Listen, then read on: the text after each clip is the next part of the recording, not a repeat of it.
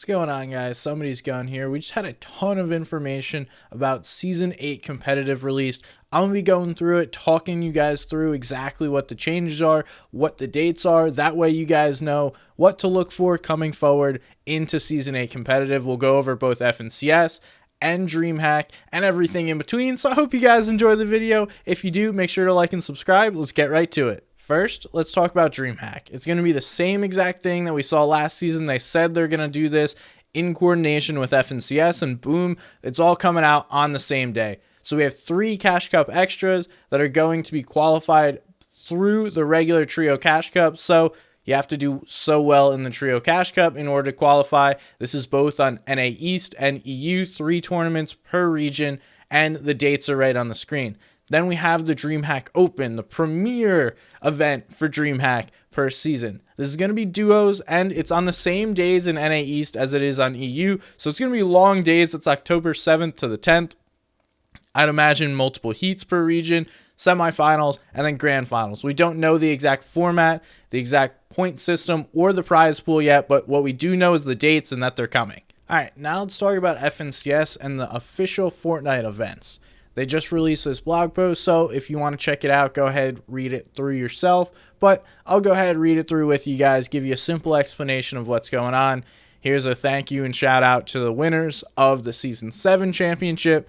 Now, once again, we're going to have the Season 8 Arena preseason. It's about 2 weeks. This is typical from what we've seen. It's going to end on September 28th. We're expecting this new season to start on September 12th to the 13th. So that's about 2 weeks. And for the first time, we're going to have a full weekend of a regular FNCS-like qualifying tournament, but just in the preseason to test everything out. So I really like them adding this, and I think this will give us some insight into how things will be played.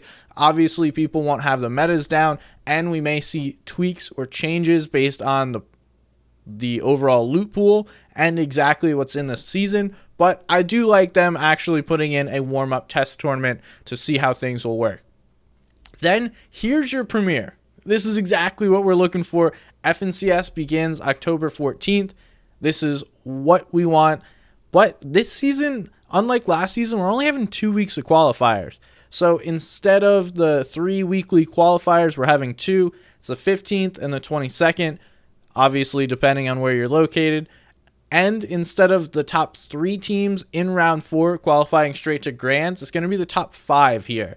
So then we move on to the semifinals. After the 2 weekly qualifiers, we'll have 10 teams plus the 3 from last season already in the grand finals. The rest will come through the semifinals. So typical what we've seen, it's on the weekend. Semifinals is heats, but instead of 3 different heats playing 6 matches with the teams qualifying through, it's going to be 2 heats and 4 games. So instead of all of the heats, all of the 6 matches, we're only playing 4. Not really sure I like this change. We'll see how it plays out. But the top 4 teams in the heat after the 4 matches will advance straight to the grand finals. Then we're going to have a second day of heats where everyone is put together into a pool into 2 heats. So after we take 8 teams out, we're going to have the remaining teams out of the top 66 come in and play a day 2 of heats. And this is a reboot round style heat. So instead of based on overall performance, this is going to be who wins each game. And with the 2 heats, there's going to be 6 matches apiece. So essentially 12 reboot rounds. Don't know exactly how I feel about this. I feel like we're kind of milking the reboot rounds more than they need to be milked. Again, I'm putting out a video about my Season 8 wish list later this week, so check that out. I talk about what exactly I would want to see in semifinals, but this is not it. I'll give you a hint. This is not it. Anyway, we'll see how that works out. Then we have the finals. Same thing.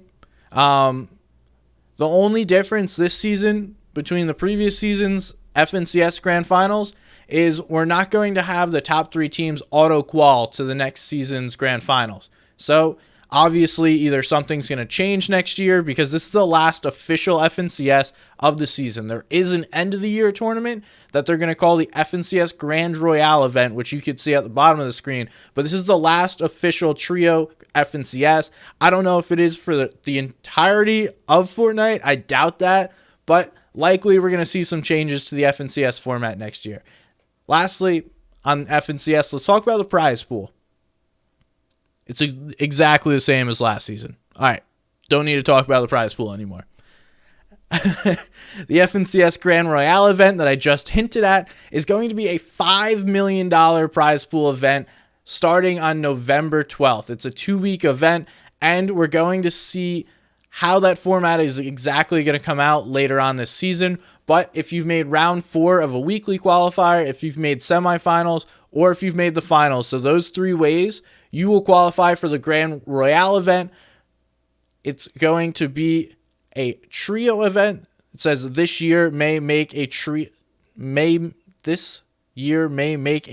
for the event. So I don't think you have to play with your set trio that you qualified for one of those specific rounds. You just need someone that has made that lobby.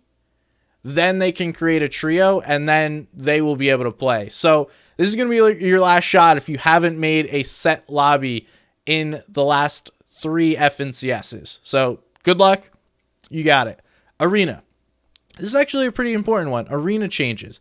We've noticed the scoring system that they made changes to last year, aka more points. You can just essentially run through lobbies as a trio and make champs in a couple of hours. People got to champs really quickly.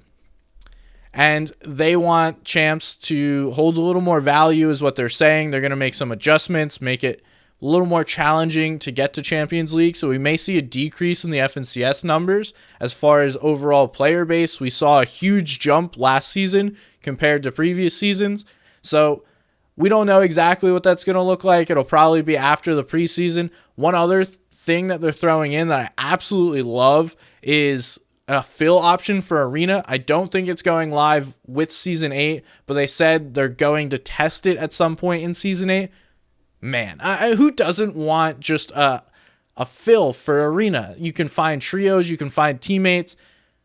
Hopefully it works out well and they keep that in the game because that would be awesome. That way you don't have to play solo Arena by yourself if your friends are not.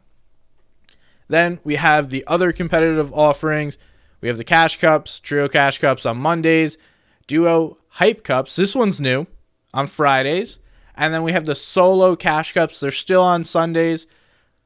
Not exactly a fan of that. I talk about that in my Season 8 wish list that comes out later this week. Then we have the LTM tournament sprinkled in. Already talked about DreamHack. And there's going to be those regular skin cups. There's going to be other events. They say that at the bottom. Other offerings here. They're not ready to give you insight as to what that is, but they are coming. Then we have the console events.